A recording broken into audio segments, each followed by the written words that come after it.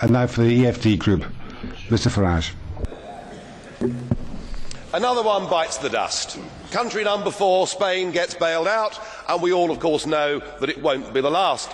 Though I wondered over the weekend whether perhaps I was missing something, because when the Spanish Prime Minister, Mr. Rajoy, got up, he said that this bailout shows what a success the Eurozone has been.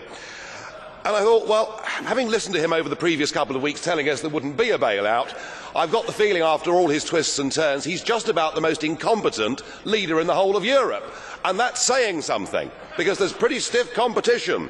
Indeed, every single prediction of yours, Mr. Barroso, has been wrong. And dear old Herman Van Rompuy, well, he's done a runner, hasn't he? Because the last time he was here, he told us we'd turned the corner, that the euro crisis was over, and he hasn't bothered to come back and see us. You know, I remember being here 10 years ago and hearing the launch of the Lisbon Agenda. We were told that with the euro by 2010 we would have full employment, and indeed that Europe would be the competitive and dynamic powerhouse of the world. By any objective criteria, the euro has failed, and in fact there is a looming impending disaster. You know, this deal makes things worse, not better. 100 billion is put up for the Spanish banking system, and 20% of that money has to come from Italy. And under the deal, the Italians have to lend to the Spanish banks at 3%, but to get that money, they have to borrow on the markets at 7%. It's genius, isn't it?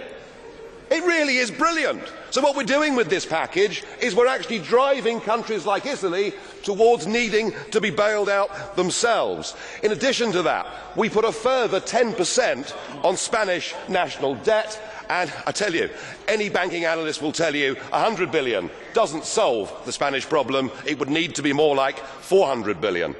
And with Greece teetering on the edge of euro withdrawal, the real elephant in the room is that once Greece leaves, the ECB, the European Central Bank, is bust. It's gone. It has 444 billion euros worth of exposure to the bailed out countries. And to rectify that, you'll need to have a cash call from Ireland, Spain, Portugal, Greece and Italy. You couldn't make it up, could you? It is total and utter failure. This ship, the Euro Titanic, has now hit the iceberg, and sadly there simply aren't enough lifeboats. Thank you very much.